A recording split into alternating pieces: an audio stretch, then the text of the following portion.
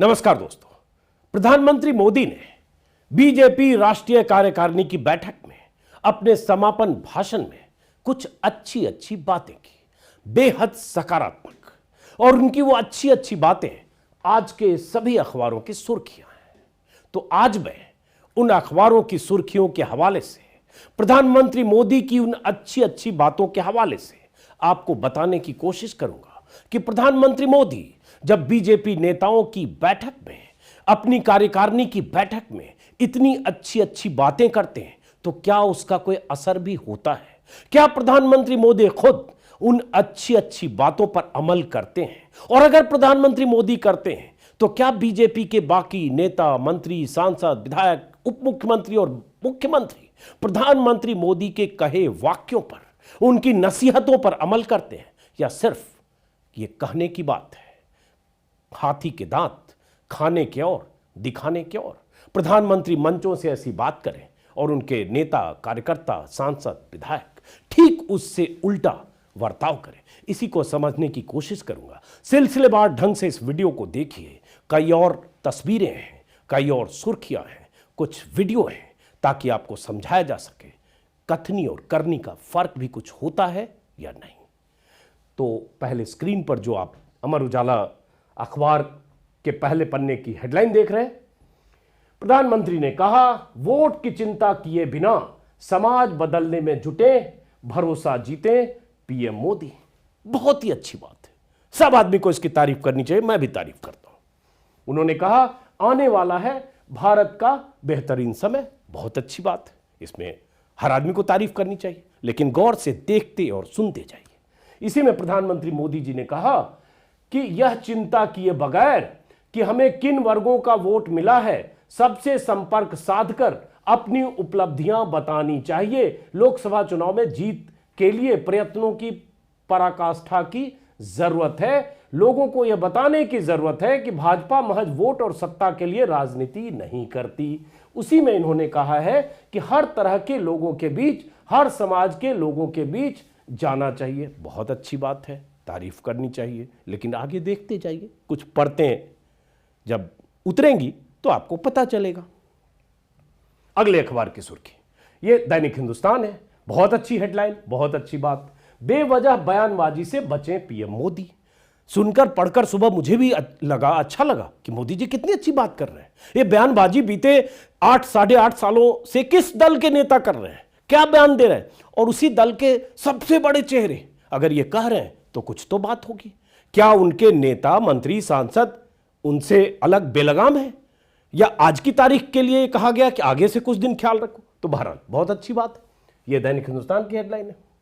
उसके बाद दैनिक भास्कर की हेडलाइन, मोदी बोले, राजनीति से आगे सामाजिक कामों में जुटे भाजपा। बहुत अच्छी बात है, राजनीति से आगे बढ़कर सोचना चाहिए, सामाजिक कामों में जुटना चाहिए, और जैसा कि शुरू में कहा, सभी वर्गों को भरोसे में लेना चाहिए, हिंदू, मुस्लिम, सिख, ईसाई। कितनी अच्छी बात। लेकिन क्या वाकई बीजेपी ऐसे ही करती है जैसा मोदी जी कह रहे हैं? जब मोदी जी कहते हैं सबका साथ सबका विश्वास, तो क्या ऐसा ही होता है? बहरहाल, तो ये दूसरी हेडलाइन, और आगे बहुत कुछ आपको दिखने वाला है, इसलिए गौर से देखिए। जैसे इसमें सर्वोत्तम समय आने वाला है, मोदी अमृत काल को कर्तव्य काल में बदलें कार्यकर्ता। बहुत अच्छी बात है, नवोदय टाइम्स की हेडलाइन है। इसी में एक भाषण में उन्होंने ये भी कहा कि अति आत्मविश्वास न रखें, फिल्मों पर टिप्पणी करने से बचें। बहुत अच्छी बात है। उन्होंने कहा कि ये इस तरह की बयानबाजी फिल्मों के बारे में नहीं करनी चाहिए। फिल्मों जैसे अप्रासंगिक मुद्दों पर अनावश्यक टिप्पणी करने से बचने का उन्होंने सुझाव दिया। बहुत अच्छी बात है, सब कहेगा, लेकिन यह सब करता कौन है? किस दल का नेता करता है? और करता है तो उस पर अमल कौन करेगा? और क्या प्रधानमंत्री जो कहते हैं उस पर खुद अमल करते हैं? अगर प्रधानमंत्री कहते हैं, एक और इसमें खास बात है, वो आप उस लाइन को पढ़िए और उसके बाद समझिए खास बात क्या है। इसी में पीएम ने कहा, मुस्लिम समाज के बारे में बयानबाजी ना करें। ये पीएम कह रहे हैं, कितनी अच्छी बात है। मुसलमानों के खिलाफ बीते 8 सालों में बीजेपी नेताओं के इतने बयान हैं, इतने आक्रामक बयान हैं, यहां तक कि मुसलमानों के बहिष्कार के बयान हैं सांसद की तरफ से। चाकू रखने के बयान है बीजेपी सांसद की तरफ से, सबक सिखाने के बयान है सांसद की तरफ से, मुख्यमंत्री की तरफ से, यहां तक कि देश के बड़े नेताओं की तरफ से। लेकिन प्रधानमंत्री अगर कहते हैं मुस्लिम समाज के बारे में बयानबाजी ना करें तो जाहिर है इसका स्वागत किया जाना चाहिए। और उसमें उन्होंने कहा है कि बीजेपी कार्यकर्ताओं से कहा बोहरा, पसमानदा, सिखों जैसे अल्पसंख्यकों समेत समाज के हर वर्ग तक पहुंचे और किसी चुनावी लाभ की लालसा के बगैर उनके लिए काम करें, ऐसी अपील की। बहुत अच्छी बात है, लेकिन सवाल सबसे पहला फिर प्रधानमंत्री मोदी से, और उसके बाद बाकी कुछ तस्वीरें, सबूत और कतरने आपको दिखाऊंगा। क्या प्रधानमंत्री मोदी अपने कहे पर अमल करते हैं? अगर करते हैं तो यह बयान किसका था झारखंड में कि कपड़ों से लोग पहचाने जा रहे हैं, और कपड़ों से लोग पहचाने जा रहे हैं, देश की सत्ता का मुखिया अगर कहे तो किस समाज के लिए था, किस कौम के लिए था, किस तबके के लिए था, किस नागरिक के लिए था? देश के उस आबादी के लिए था जिसका हक इस देश की जमीन पर, इस देश के संसाधन पर उतना ही है। संविधान उन्हें वही सब देता है जो किसी भी धर्म के लोगों को देता है। लेकिन मोदी जी ने खुद कहा था, अगर मोदी जी कहते हैं मुस्लिम समाज के बारे में बयानबाजी ना करें, और अगर मोदी जी कहते हैं विवादित बयानों से बचें, तो यह बयान क्या अमित शाह बचते रहे? क्या योगी ने ऐसे बयान नहीं दिए? क्या अमित शाह का बयान आप सबको याद नहीं है? जब दिल्ली चुनाव के दौरान अमित शाह ने कहा था पूर्वी दिल्ली में कहीं भाषण देते हुए, बाहरी दिल्ली में भाषण देते हुए, कि यहां बटन इतनी जोर से दबाना कि करंट शाहीन बाग को लगे। यह अलग बात है कि करंट बीजेपी को ही लगा और बीजेपी को सत्ता हासिल नहीं हुई, दोबारा केजरीवाल की सरकार अपार बहुमत से बनी। लेकिन अमित शाह जैसा आदमी अगर यह कहे कि इतनी जोर से ईवीएम बटन दबाना कि करंट शाहीन बाग में लगे, तो मतलब और मकसद साफ था। तो प्रधानमंत्री जी अगर ये कहते हैं तो फिर भी मैं मानूंगा कि हो सकता है आगे से अमल हो। लेकिन जरा हम अभी अतीत के पन्नों को पलटते हैं, क्योंकि ऐसी अच्छी हेडलाइन के बीच कुछ बिटवीन द लाइंस भी है। उन बिटवीन द लाइंस को समझना होगा, और ये मैं समझाऊंगा जो आपको चैनल्स नहीं बताएंगे। आप अगर समझदार हैं तो खुद समझते हैं कि क्या सिर्फ अच्छी अच्छी बातें करने के लिए है और अखबारों की सुर्खियां बटोरने के लिए है, या उस पर अमल करने के लिए भी है। अब कुछ चेहरे आपको दिखाने जा रहा हूं। अब ये चेहरे जो स्क्रीन पर आपको दिखेंगे, जैसे ये बीजेपी की सांसद, भोपाल से चुनी गई सांसद। जो सांसद होता है संसद सदस्य होता है, चूंकि संसद से ही कायदे कानून बनते हैं, इसलिए सांसद को लॉ मेकर भी कहा जाता है। तो बीजेपी के इस सांसद का हालिया बयान देखिए, और ऐसे बहुत सारे चेहरे अभी आपको दिखाऊंगा परत दर परत। तो इनका एक बयान, नाम है नाम है प्रज्ञा सिंह ठाकुर। इनका एक बयान दिसंबर 2022 का ही है, जिसमें कहा प्रज्ञा ठाकुर ने हिंदुओं को सलाह दी कि अपने घरों में धारदार चाकू रखो। और धारदार चाकू क्यों रखो, किसके लिए रखो?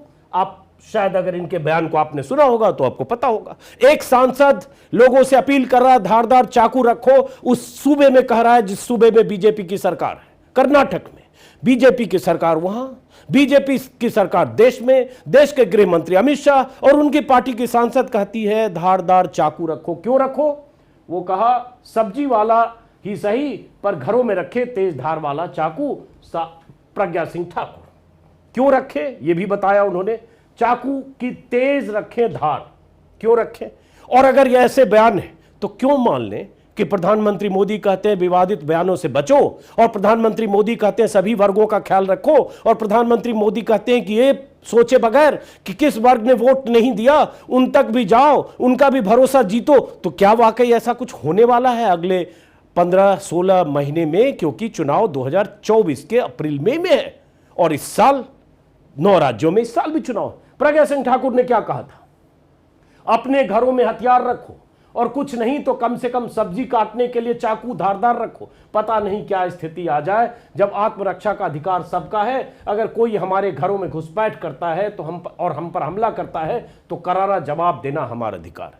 अरे भाई, कर्नाटक में आपकी सरकार है, अगर किसी पर कोई खतरा है तो उसके लिए सरकार, पुलिस, कायदे कानून और संविधान है। हर चीज कायदे कानून के दायरे में होना चाहिए। लेकिन बीजेपी की सांसद है, कुछ भी कह सकती है और उसके खिलाफ कुछ होगा नहीं, हालांकि वहां मामला दर्ज हुआ। और सिर्फ प्रज्ञा सिंह ठाकुर का सवाल नहीं है, प्रधानमंत्री के उन बयानों के बरक्स, प्रधानमंत्री की अच्छी अच्छी बातों के बरक्स अगर देखेंगे तो उनकी कैबिनेट में अनुराग सिंह ठाकुर भी हैं, सूचना प्रसारण मंत्री हैं। अनुराग सिंह ठाकुर का कुख्यात बयान ऑन द रिकॉर्ड है, गोली मारो सालों को, और चुनावी सभा में चुनावी मंच से कहा गया, और उस भाषण के बाद ही शाहीन बाग में कोई सिरफरा पिस्टल लेकर पहुंच गया था, उसकी तस्वीरें वायरल हुई थी। तो एक मंत्री जब कह सकता है गोली मारो सालों को, जिसकी सत्ता है देश में, तो प्रधानमंत्री किसके लिए कह रहे हैं बेवजह बयानबाजी से बचे? फिर प्रधानमंत्री किसके लिए कह रहे हैं कि मुस्लिम समाज के बारे में बयानबाजी ना करें? न प्रधानमंत्री बचते हैं, न अमित शाह बचते हैं, न उनके मंत्री बचते हैं, और सांसद का तो जिक्र कर ही रहा हूं, कुछ और सांसदों और विधायकों की बात आपको दिखाने वाला हूं। अब प्रज्ञा सिंह ठाकुर मालेगांव बम धमाकों की आरोपी, मुकदमे चल रहे हैं, कई तरह के मुकदमे, सालों तक जेल में रही, लेकिन प्रज्ञा सिंह ठाकुर का एक कुख्यात बयान आया था 2019 के चुनाव के ठीक पहले। आप सब शायद जानते होंगे, जब प्रज्ञा सिंह ठाकुर ने कहा था गांधी के कातिल गोडसे को कि गोडसे देशभक्त है, जिस शख्स ने एक फकीर को, अधनंगे फकीर को, राष्ट्रपिता को प्रार्थना सभा में जाते हुए 3 गोलियां मारकर शहीद कर दिया, उनकी जान ले ली, उस फकीर, उस राष्ट्रपिता के कातिल को, गोडसे को, जिसको बहुत सारे लोग मानते हैं देश का, आजाद भारत का पहला आतंकवादी था, उसे बीजेपी की सांसद कहती है देशभक्त।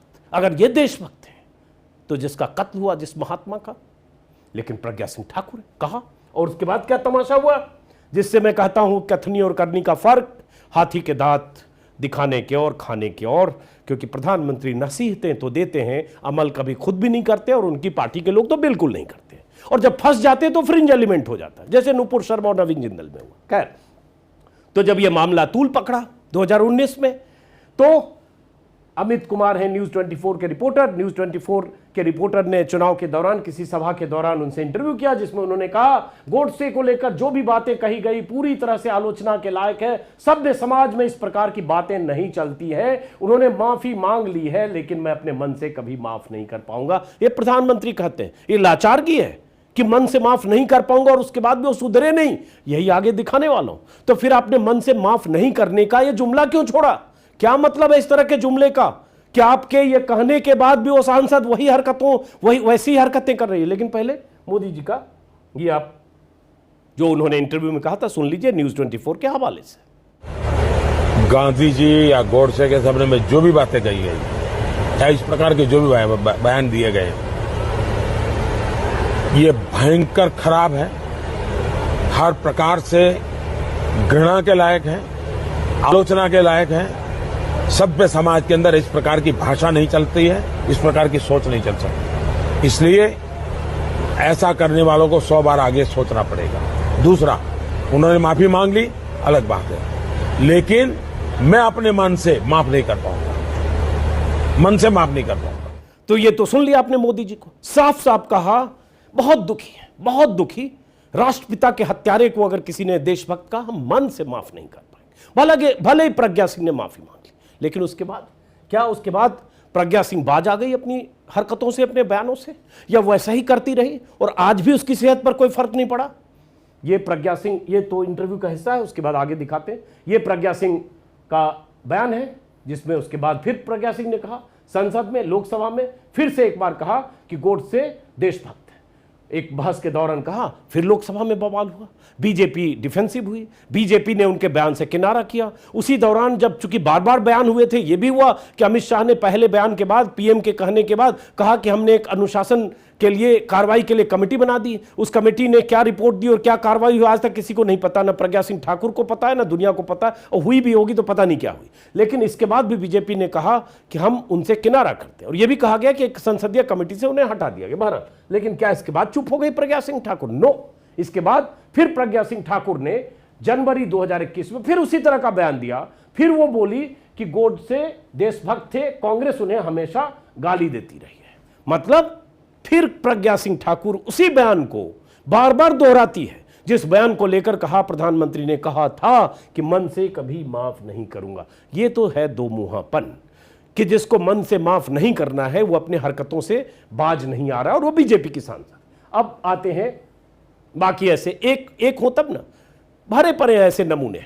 अब ये एमपी के गृह मंत्री हैं नरोत्तम मिश्रा, हाल में इन्होंने एक पोजिशनिंग ली और एक स्टैंड ले लिया कि हम पठान फिल्म में जो कपड़े हैं, जो ड्रेस हैं दीपिका के, उस पर उन्हें एतराज है और उस पर लगातार मुखर होकर बयान देते रहे, प्रेस में बोलते रहे, मीडिया के सामने बोलते रहे। सूबे का गृह मंत्री ऐसा लग रहा था जैसे एक लठैत हो जिसके सामने सेंसर बोर्ड की कोई औकात नहीं, किसी सिस्टम की कोई औकात नहीं, और वही तय करेगा कि कौन सी फिल्म एमपी में रिलीज होगी और कौन सी फिल्म एमपी में रिलीज नहीं होगी। और पीएम का बयान क्या था?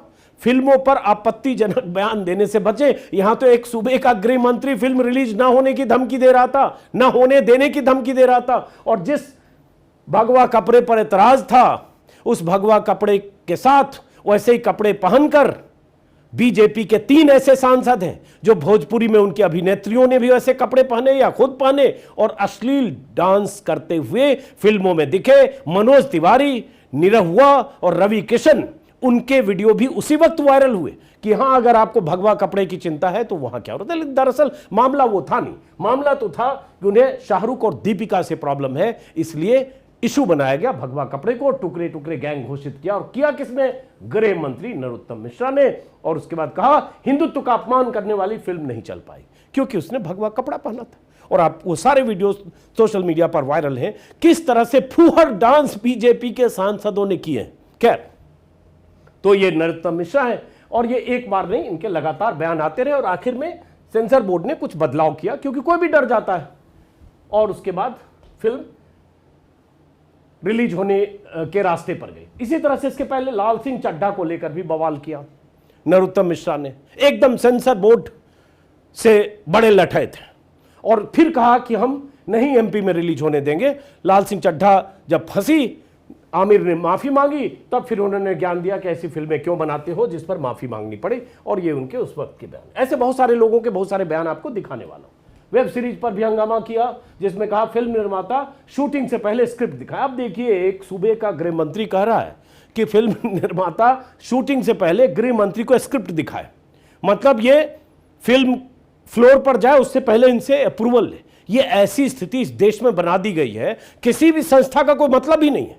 जो बीजेपी का नेता, मंत्री, मुख्यमंत्री, उप मुख्यमंत्री और लठैत की तरह व्यवहार करता है, वही तय करेगा, वही सब कुछ है, वही कायदा है, वही कानून है, वही सेंसर बोर्ड है, वही संविधान है, वही अदालत है, वही जज है, वही जूरी है, सब कुछ वही है अगर बीजेपी का कोई ऐसा गृह मंत्री है जिनका नाम है नरोत्तम मिश्रा। उसी समय एक आश्रम वेब सीरीज को लेकर 2021 में बवाल हुआ था जिसमें गृह मंत्री ने कहा फिल्म के नाम पर भी आपत्ति, इनको आश्रम नाम पर आपत्ति थी और उस समय कह दिया कि वेब सीरीज का नाम बदला जाए, शूटिंग की इजाजत से पहले देखेंगे, धर्म आहत करने वाला सीन ना हो। एक तो भावनाएं आहत होना, इस देश में ऐसी स्थिति आ गई कि हिंदुत्व के नाम पर, हिंदुत्व के वोट बैंक बढ़ाने के लिए या हिंदुत्व की जमीन पर अपनी राजनीति चमकाने के लिए बहुत से लोग ऐसे मौके की ताक में होते हैं जब उनकी भावनाएं आहत होती हैं और इसको इस तरह से प्रचारित करते हैं कि भावनाएं आहत हो गई इसलिए सामने वाला डरे, फिल्म रिलीज करने से पहले अनुमति ले। और कोई भी फिल्म का डायरेक्टर, प्रोड्यूसर, एक्टर इससे परेशान हो जाता है जब लगता है उसकी फिल्म फंस सकती है। तो भावनाएं आहत होने का खेल, और भावनाएं बहुत आसानी से आहत होती है। ऐसे लोग इस देश में बहुत सारे, लाखों लोग हैं, मंत्री, मुख्यमंत्री तो हैं। उसी समय चलिए, ये तो उनका था नरोत्तम मिश्रा का। अब चूंकि बीजेपी के सबसे बड़े नेता स्टार नरेंद्र मोदी ने कहा है कि बयानबाजी न करें, विवादास्पद बयानबाजी न करें, मुसलमानों को टारगेट करने वाले बयान न दें। अब कौन कौन बयान देते हैं उनके तो खुद के बता दिए। अब ये नई दिल्ली से, माफ करें, पश्चिम दिल्ली से बीजेपी के सांसद है प्रवेश वर्मा। प्रवेश वर्मा ने हाल ही में मुसलमानों के बहिष्कार की अपील की थी। विश्व हिंदू परिषद ने एक सभा बुलाई थी। दिल्ली में एक लड़के की हत्या हुई, हिंदू था। जो हत्या करने वाले थे उसमें ज्यादातर मुस्लिम थे, सब पकड़े गए। कुछ स्थानीय मुद्दा था, झगड़ा था, बैकग्राउंड था, वो सारी कहानियां उस वक्त आई। कुछ छीना झपट का मामला था, पहले से कोई मुकदमा चल रहा था और मारने वाले कातिल एक धर्म विशेष के थे, लेकिन वो अपराधी थे, उनका वही ट्रैक रिकॉर्ड था। लेकिन उसके बाद मौका मिल गया हिंदू मुस्लिम एंगल देने का। एक बड़ी सभा बुलाई गई और सभा में सांसद ने कहा न सामान खरीदो न मजदूरी दो। मतलब सांसद ये कह रहा है कि अगर इलाके में कहीं भी मुसलमान है, बल्कि कह रहा है ऐसे ही सबक दिखाओ, सबक दो किसी को कि उनके सामान नहीं खरीदो। जरा इनको भी सुन लीजिए कि क्या कहा इन्होंने सांसद ने, वीडियो खुद सुनिए और ये समझिए कि देश के सांसद हैं, लॉ मेकर हैं, संसद में बैठते हैं, दिल्ली से जीतते हैं और मोदी कहते हैं विवादास्पद बयान भी मत दो। और मुस्लिम के बारे में ऐसा बिल्कुल मत कहो। आहा बच्चा, सुनिए। जहां जहां ये आपको दिखाई दे, मैं कहता हूं अगर इनका दिमाग ठीक करना है, इनकी तबीयत ठीक करनी है, तो एक ही इलाज है, वो है संपूर्ण बहिष्कार। आप इस बात से सहमत हो? हाथ खड़ा करके बोलो सहमत हो, और मेरे साथ बोलो, हम इनका संपूर्ण बहिष्कार करेंगे। हम इनके दुकान रेडियो से कोई सामान नहीं खरीदेंगे, हम इनको कोई मजदूरी नहीं देंगे। आप एक काम कर लेना बस, ये इनका इलाज है। तो सुन लिया आपने, ये बीजेपी का सांसद कह रहा है। कुछ हुआ क्या? कोई कार्रवाई हुई क्या? अगर ये बीजेपी का सांसद नहीं होता और दिल्ली में दिल्ली पुलिस अमित शाह के अधीन ना होती, और अगर दिल्ली पुलिस को एक डर नहीं होता कि ये बीजेपी का सांसद है, इसके खिलाफ हम कोई कार्रवाई करेंगे तो उल्टा ना पड़ जाए, और इसका नाम अगर कुछ और होता, कोई मुस्लिम होता, तो सोच सकते हैं क्या होता है। मामूली ट्वीट पर भी कोई मोहम्मद जुबैर नाम का फैक्ट चेकर 1 महीने जेल में हो आता है। कई लोग जेलों में बंद हैं महीनों से, सालों से, उन्हें जमानत नहीं मिलती। छोटे छोटे बयान पर, या कई बार वैसा ना कहा जाए, उसको ट्विस्ट करके कुछ उसकी गर्दन फंसा दी जाए, और उसके बाद उस पर राजद्रोह की धाराएं लग जाती हैं। डॉक्टर कफील जैसे लोग जेल में रह गए, हाईकोर्ट से फटकार लगी और उसके बाद जमानत हुई, लेकिन महीनों रहे। उनके एक बयान को इस तरह से पुलिस ने दर्ज किया उनके खिलाफ मामला कि उसे राजद्रोह की धाराएं या उनके खिलाफ ऐसी धाराएं लगा दी गई कि जेल से निकलना महीनों मुश्किल हो गया। लेकिन अगर कोई सांसद है और पुलिस दिल्ली की है तो समझ सकते हैं हुआ ये। इसके बाद एक बयान आया बड़ा दिलचस्प, बीजेपी लीडरशिप अनहैप्पी विथ प्रवेश वर्मा। इनके बयान जो थे उससे बीजेपी लीडरशिप अनहैप्पी। ये बीजेपी लीडरशिप अनहैप्पी है, बीजेपी नेतृत्व नाराज है, ऐसी खबरें बीच बीच में प्लांट होती रहती है। जब प्रज्ञा सिंह ठाकुर का मामला है, इनका है, जब लगे चारों तरफ शोर हो रहा है, तो नाराजगी की खबर थोड़ा प्लांट करो। फ्रिंज एलिमेंट है, जैसे नुपुर शर्मा के मामले में नाराज है। मतलब ये मत समझिए कि इनके जो बयान है इससे बीजेपी का किसी का लेना देना, लेकिन नाराज हैं तो कार्रवाई की क्या? नाराज थे तो क्यों नहीं 1 साल के लिए इनको सस्पेंड किया पार्टी से? नाराज थे तो क्यों नहीं दिल्ली पुलिस ने इनके खिलाफ कार्रवाई की, और आपने अमित शाह ने निर्देश दिया कि इनके खिलाफ सख्ती से सख्त धाराएं लगाकर इनके बयान को, जैसे बाकी लोगों के खिलाफ कार्रवाई होती है वैसे कार्रवाई हो। लेकिन हुआ क्या? और उसी सभा में बीजेपी के एक विधायक नंद किशोर गुर्जर वो भी थे, और उनका भी बयान उसी तरह का था, मुसलमानों के खिलाफ नाली न बाहुबली केवल बजरंग बली। और उसके साथ उसी सभा में नंद किशोर गुर्जर ने यह भी कहा, कोई ऐसी बात हो तो 40-50 हजार 25 हजार लोगों के साथ हम आ जाएंगे।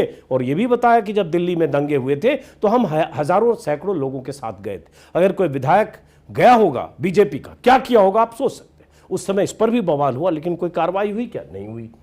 ऐसे ही एक नहीं है, नगीने भरे पड़े हैं बीजेपी में, और इतने नगीनों के होने के बाद प्रधानमंत्री मोदी कहते हैं कि सभी धर्मों के लोगों का भरोसा जीतो, सबके पास जाओ, अल्पसंख्यकों के दरवाजे पर जाओ, सिख मुस्लिम ईसाई सबके यहां जाओ, और बिना ये सोचे किस वर्ग ने आपको वोट नहीं दिया, सबको भरोसा में लेने की कोशिश करो। तो ये तो चेहरा है। ये राजा सिंह, टी राजा सिंह तेलंगाना के विधायक हैं, इनके बयान की तो बात ही क्या करें। तरह तरह के बयान अक्सर आते रहते हैं। इसी में मुस्लिम विरोधी बयानों का इतिहास रचा है, ये किसी अखबार की या किसी वेबसाइट की कतरन है। एक हो तो बताएं। अभी कर्नाटक में हुआ था बजरंग दल के हथियार प्रशिक्षण शिविर में बीजेपी के 3 विधायकों की मौजूदगी, मई की खबर है, जिसमें हथियारों के साथ बीजेपी विधायकों ने ट्रेनिंग ली, या जो ट्रेनिंग शिविर थी उसमें बीजेपी के विधायक भी दिखे थे। और जब ये दिखते हैं तो क्या बोलते हैं और उसका क्या असर और मैसेज होता है, ये कहने की बात नहीं। ऐसे ही एक पूर्वी यूपी के सिद्धार्थनगर से बीजेपी के विधायक हैं मयंकेश्वर सिंह, इन्होंने द वायर में ऐसे 10 जो बीजेपी के नेता मंत्री विधायक हैं जिनकी हेट स्पीच होती रही है, या जिनके खिलाफ मामला दर्ज है, या जो ऐसे मामलों में पकड़े गए हैं, या जिनके खिलाफ खबर छपी है, उन पर एक स्टोरी की थी। ये सारी खबर मैं द वायर के हवाले से आपको दिखा रहा हूं, जिसमें इन्होंने कहा था हिंदू जागे तो दाढ़ी खींचकर चोटियां बना देंगे। बताइए बीजेपी का विधायक कर रहा है उस सूबे में, जिस सूबे में बीजेपी की सरकार है, योगी मुख्यमंत्री है, वहां भी धमका रहे हो यार, ऐसी बातें कर रहे हो। और उसके बाद प्रधानमंत्री कहते हैं कि विवादास्पद बयान मत दीजिए, मुसलमानों को टारगेट मत करिए, और कोई ऐसी बात मत करिए। और सभी धर्मों का सम्मान करिए, जो अच्छी बात जो मैंने शुरू में दिखा, बेवजह बयानबाजी से बचें। और उसके बाद जो उन्होंने कहा, वोट की चिंता किए बिना समाज बदलने में जुटें, भरोसा जीतें, वोट की चिंता बिल्कुल मत करें। और ये तो बिल्कुल मत करें कि हमें किन वर्गों का वोट मिला है, सबसे संपर्क करें। अगर प्रधानमंत्री मोदी वाकई अपने ही कहे पर अमल करें और अपने कहे पर इतना भरोसा करें कि जो वो कह रहे हैं उस पर न सिर्फ वो अमल करें बल्कि सख्त संदेश दे दें कि डाउन द लाइन बीजेपी के नेता, सांसद, मंत्री, मुख्यमंत्री, उप मुख्यमंत्री सब उस पर अमल करेंगे, तो शायद अगले 1 साल में, 6 महीने में कुछ तस्वीर बदलेगी। लेकिन बदलेगी क्या? नहीं बदलेगी, क्योंकि अभी इस साल 9 राज्यों में चुनाव है, 2023 में, 2024 में लोकसभा के चुनाव है, और होना यही सब है। बयानबाजी ऐसी ही होनी है, शमशान कब्रिस्तान होना है, हिंदू मुसलमान होना है, ऐसी जमीन तैयार की जानी है बयानों के आधार पर, जिससे फिर से ध्रुवीकरण हो, हिंदू हृदय सम्राट मोदी जी बने रहें, मुसलमान देश के लिए खतरा बना रहे, मुसलमानों का खतरा दिखाकर, डर दिखाकर, हिंदुओं को उकसाकर, भड़काकर ऐसा नैरेटिव तैयार होता रहे जिसमें मीडिया का बहुत बड़ा रोल होता है और आगे भी रहेगा। और जो मैं कह रहा हूं ये गलत साबित हो जाएगा। अगर मोदी जी ने जो कहा उस पर खुद अमल करें, उनके नेता अमल करें, उनके मुख्यमंत्री अमल करें, उनके मंत्री अमल करें, उनके विधायक अमल करें, और अब से इस तरह से बयान देना जो उन्होंने कहा है विवादास्पद या बेवजह बयानबाजी से बचें। और सबसे बड़ी बात जो उन्होंने कही है, जो इसमें है, मुस्लिम समाज के बारे में बयानबाजी ना करें। बार बार मैं इसको चिन्हित कर रहा हूं। सिर्फ इस तरह की बयानबाजी से बीजेपी के नेता अगले 6 महीने तक बचकर दिखाएं और वो पीएम के कहे पर अमल करके दिखाएं, तो मैं फिर से वीडियो बनाऊंगा कि वाकई पीएम ने जो कहा उसे अक्षरशः पालन किया, उस पर अमल किया बीजेपी नेताओं ने। और नहीं तो मैं फिर 36 बार वीडियो बनाऊंगा कि हाथी के दांत खाने के और होते हैं, दिखाने के और होते हैं। कथनी और करनी में भयंकर फर्क है। इसलिए अगर मोदी जी इतनी अच्छी अच्छी बातें कहें, अखबारों की ऐसी सुर्खियां आपको दिखे, तो इस पर कभी यकीन मत करिएगा, क्योंकि सिर्फ एक दिन की हेडलाइन है। उसके बाद करना वही है जो उनकी फितरत है, और फितरत वही है जो मैंने इस वीडियो में बीते 20 मिनट में आपको बताए हैं। बाकी अब आपको तय करना है। फिलहाल इस वीडियो को खत्म करने से पहले एक अपील कि अगर आपने मेरा YouTube चैनल सब्सक्राइब नहीं किया तो सब्सक्राइब करें। अगर आप ज्वाइन कर सकते हैं तो ज्वाइन करें। यहाँ एक WhatsApp नंबर भी दे रहा हूँ, स्क्रीन पर आप देख पा रहे हैं। ये नंबर हमारी टीम का है, मेरे पास नहीं होता है, इसलिए इस पर कॉल नहीं करें। हो सकता है कॉल करेंगे मेरे से आपकी बात कभी हो ना पाए। इस पर सिर्फ इसलिए नंबर दे रहा हूँ ताकि अगर अपने इलाके की कोई सूचना भेजना चाहें, कोई जानकारी, कोई वीडियो आप चाहते हैं कि आपकी आवाज़ मेरे जरिए, मेरे YouTube चैनल के जरिए दुनिया तक पहुँचे, सरकार सिस्टम तक पहुँचे, तो आप लिख कर भेजें। इसी मकसद से ये WhatsApp नंबर है। फिलहाल इस वीडियो को ख़त्म करते हैं। आपके सहयोग और भरोसे के साथ ही ये YouTube चैनल चल रहा है, इसलिए सब्सक्राइब ज़रूर करिए।